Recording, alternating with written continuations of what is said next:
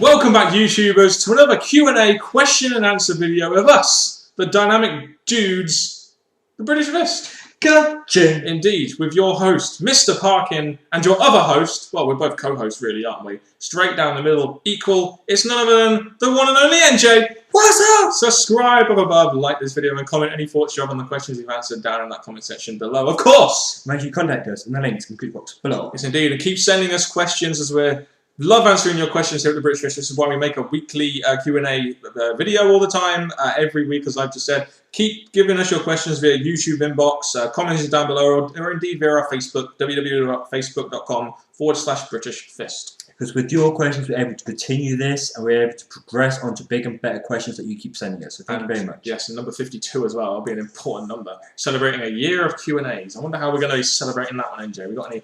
Let's get some ideas out there, shall we? And we'll do that off camera, but there we go, just so we can leave it as a surprise. Yeah, anyway, surprise. Yeah, surprise. We love surprises. We do indeed. Yeah, surprises are awesome. Should we go on to the Q&A? Okay, yes. We're full of surprises today. Warrior King 1020. When do you think WWE NXT Redemption Season 5 is finishing? Still going? Yeah, it's been going for about a year now.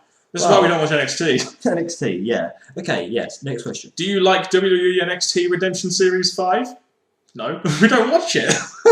Who the hell watches NXT apart from those poor fans that are there to watch SmackDown on the tapings? NXT, okay. Yeah, what are your thoughts on WWE NXT Redemption Season 5? It sucked. Just finish and then just progress on to nothing. Yeah, just like we're going to go on off from that question. Howard the Man. Man. Do you think WWE's tag team division will get better within the next year or so?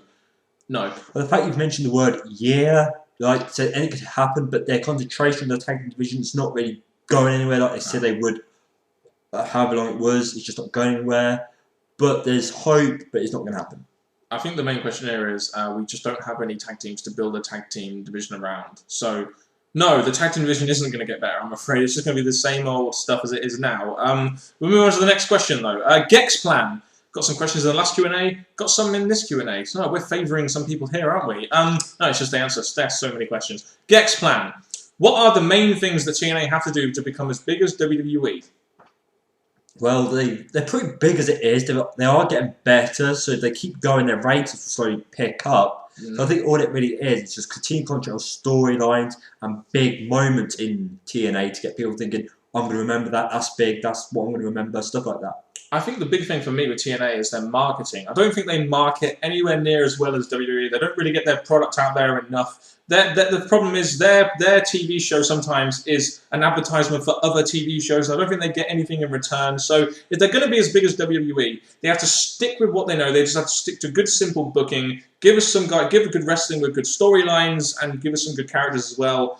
Keep being different from WWE, as that is different. Keep giving us the X divisions. Keep giving us the tag team wrestling. Keep giving us the great knockouts action. Keep giving us like the non-PG hardcore kind of stuff which we can't watch in WWE, and just market the product a lot better. I think the product could be marketed a hell of a lot better to get up to at least near to WWE standards. I agree with all that. And the other thing is you can find all this information on the TNA website. If you go to their website, you can find it all there.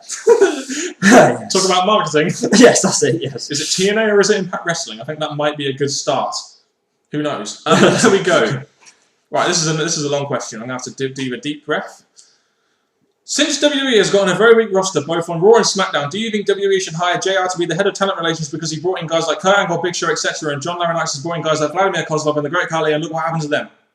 Wow, yeah, that is a big comparison to what JR's brought in, who's been there the longest, and Laurinaitis, who's obviously trying to make a big name for himself by being re-involved again. Yeah, I think the one thing I'll say here is JR was very good with talent relations because he was involved with OVW, and we saw guys like Cena, Batista, Lesnar, Benjamin and Haas were from the OVW. The Basham brothers are another example. They didn't go too far, but John Laurinaitis then went over to FCW, and they brought in guys like Kozlov and Khali and Heinrich that really didn't create too much of an impact on the business. And in my opinion, it's that movement from OVW to FCW in some cases, which really gives John Laurinaitis a bad name. And the fact that John Laurinaitis has just got his job by pretty much kissing ass rather than JR, who was actually pretty good at his job, kind of shows you why guys like John Laurinaitis couldn't really bring in the talent. And it shows in today's roster. There's just not that big star name, is there? Like there's not like 2 or 3 star names, so we know he's going to be the future of the company. Whereas with guys like Lesnar, Batista, Cena, we knew we had those kind of guys that JR brought in from OVW. That's so true. I'm really hoping that, like you said, they do hire someone else to take Laurinaitis' job, just because Laurinaitis is concentrating elsewhere while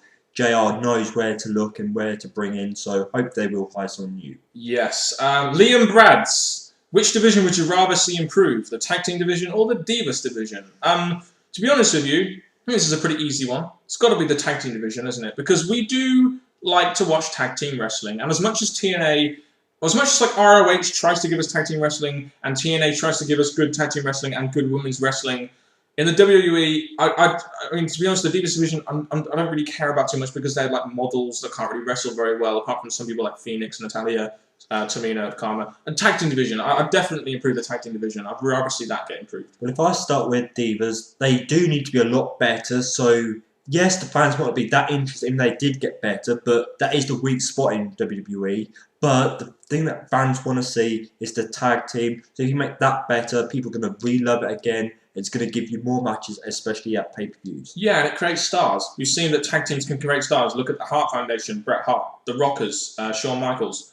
You've had the Hardys, Jeff Hardy, Edge and Christian, Edge. So tag teams create stars. So Vince McMahon, why don't you use a business philosophy which you've been using for the last 20 years, and create some tag teams that can create stars for the company? Why not put guys like Alex Riley and Mason Ryan in a tag team, and really start to let guys like that set themselves off into a tag team and then move off as singles wrestlers? Just an idea. Because your past breaking up tag teams, they didn't really go on to be stars. They just had this short time being single wrestlers and then just disappeared, got released and that. So sadly, you need to work on it better and actually keep tag teams together. Yep. Next question comes from Troy Evers, a regular user of TNA Swerve. Are you and NJ roommates? Yes, I sleep on the floor. Yeah, well, I get the bed. Yeah. No, like, what happens here is we both live about, a minute away from each other, walking-wise. We live on the same street, so basically, we're very close to each other. So whenever we do a video, NJ just has to walk to my house, and we do it that way. So we're not roommates, but, NJ is within such a small distance from me that it's just very easy for him to come around and do videos, and that's why, we can do videos at 4 in the morning, and he can go home nice and safe. Yeah, I do have to take a plane journey to Dan's house, so it does take a bit of time and money, but yes. Do your arms ache when you get home? Oh, what a dad joke! Anyway, Super WWE Fan 09. Do you and NJ see RVD returning to WWE when his contract runs out this month in March? Well, March has passed. I don't see him returning to WWE. I don't see why WWE would want an RVD, a guy who's, let's face it, quite old and doesn't like putting over young talent, and also he has the old problem as well. That's why he's like, hey dude, I'm RVD, man, I'm RVD, and I sound like a Texan there, but no, I see him staying in TNA. I think TNA could at least use his star power to some degree. Even though in the WWE he did have his moments, his matches and stuff like that, so it did bring something for the WWE, but I think now he's moving in a whole different direction and he's going to be going back to TNA. Yes, indeed. The next question we have is from the Black Rose 1991. With so many fans wanting King of the Ring to be back at it as its own pay-per-view, why is WWE being so reluctant to bring it back? Whether or not it's something to do with the fact that King of the Ring didn't get many pay-per-view buys, or whether they're using Money in the Bank to kind of replace the King of the Ring concept.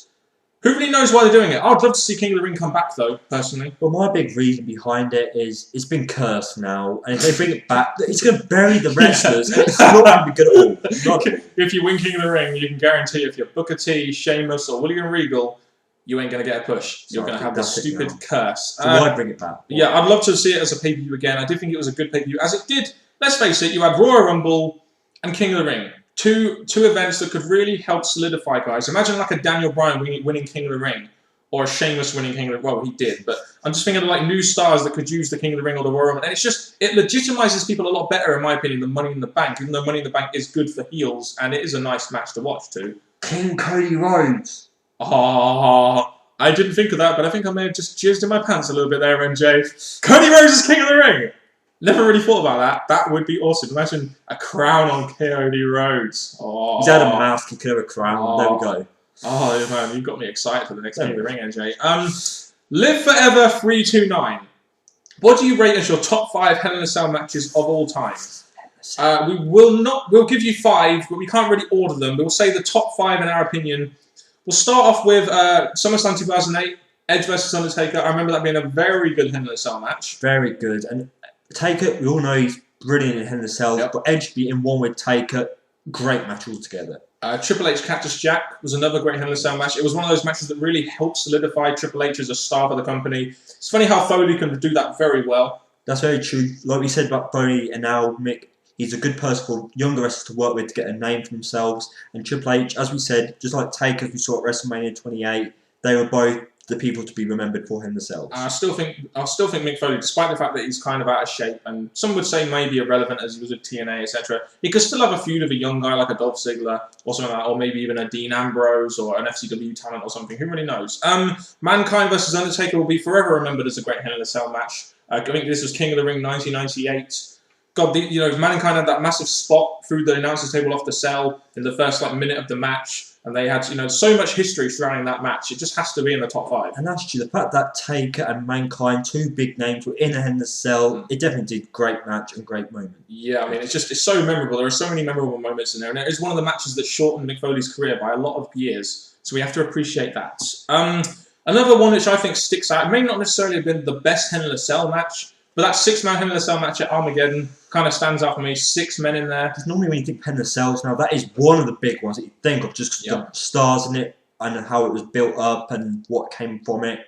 Definitely Hell in a Cells remember. Another Hell in a Cell, which I think will be remembered, and not just for the Hell in a Cell itself, is Shawn Michaels versus Undertaker at, I believe it was, what was it, Bad Blood 97? The first ever Hell in a Cell match. And it was the debut of Kane as well, wasn't it? And that was a really good Hell in a Cell match. It was very good indeed, because obviously he did so many things. It was a great Hell in a Cell match between a feud that was going on. Kane's debut, very good indeed. If I had to add one more though, the 28 one we had, it's going to be one that was stand out, and it was a definitely good match for the end of that era. Indeed. And I think another thing that HBK Taker Hell in a Cell did was that it set up Taker versus Kane in that fantastic match at WrestleMania 14, which is another reason why I like that match. But the one at 28 was still good as well. I'd still say that. Yes. Overcome 72.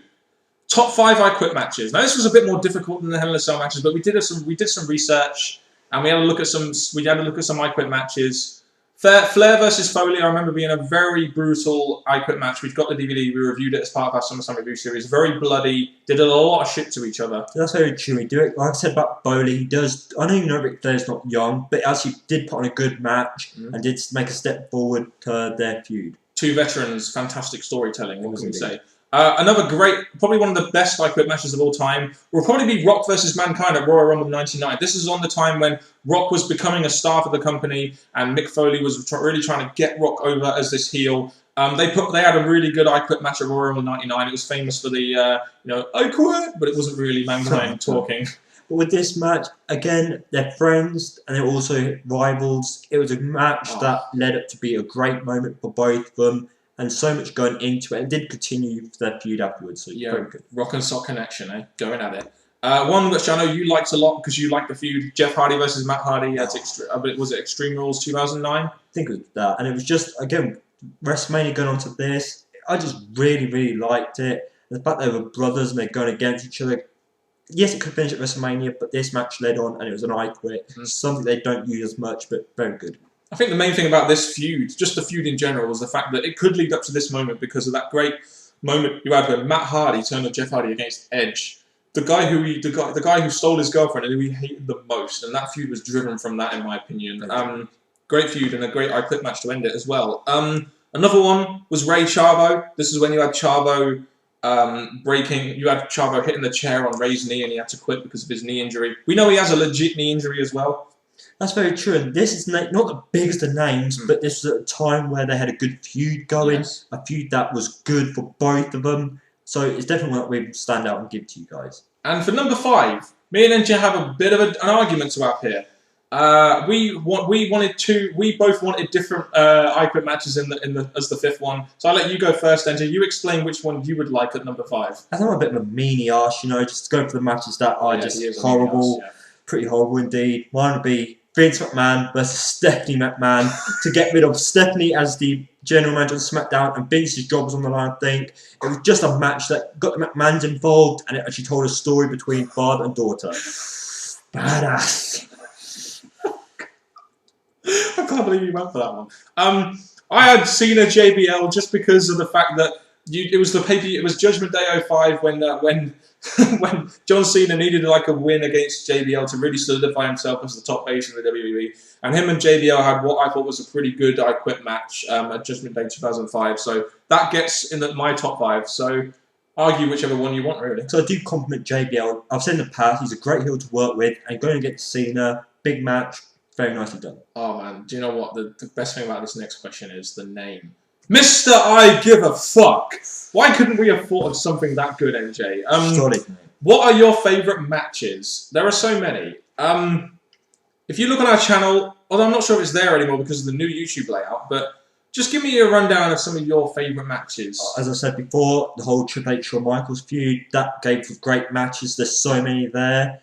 Then it would probably go on to the recent ones. We've had Rock and Cena for a certain reason. Yeah, that was a stand straight away for me. For me, I'd like to start off with some old school matches. I mean, Bret versus Shawn Michaels at WrestleMania 12 was always a favourite of mine. The Iron Man's concept, which only them two could really work. Shawn Michaels versus Razor Ramon at WrestleMania 10 ladder match. Bret versus Owen, you could either have the WrestleMania match or the SummerSlam 95 cage match. There were so many, like Triple H, Cactus Jack is always a favourite of mine as well. TLC 2, Rock and Austin 2. God, there are so many matches. Do you have any more to add to your list? Well, again, I'm not, like, we've had certain matches with Triple H, obviously I also said that. Yeah. But then it comes to certain tag teams that have put on great matches, as we said. TLC's obviously stand out as great matches altogether. But again, most mine, like Triple H and Taker, the aspect of how big the matches were, but they don't stand up for me. Okay then. Scorpion Reviewer asked us a football-related question, so I'm not sure you really want to participate in this one, NJ. Do you guys like football? I love football. If you do, what is your favourite club? My favourite club is Manchester United. It should be very well known amongst the USA crowd. So Manchester United, the home club, Peterborough United, not so much so. So yeah, I like football. NJ doesn't. I support Man United. You just support who supports. And I watched the World Cup talk. It's the big thing. Also, Football Talk. Check out Mr. Parkin's channel because he does the football-related videos. So check them out, please. I do football-related videos. Thank you for reminding me about what I do on my own channel, NJ. Sometimes I do need you. That is it from another Q&A.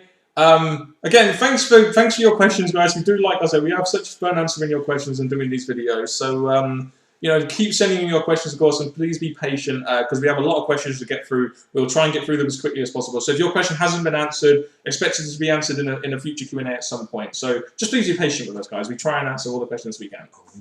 And your outro now? Well, the fire still burns in hell, but so do our videos. So guys, please check in for another Q&A video that we're going to be doing next week. Until next time, from Mr. Parkin and me and Jay, keep the questions coming. Until next time, goodbye.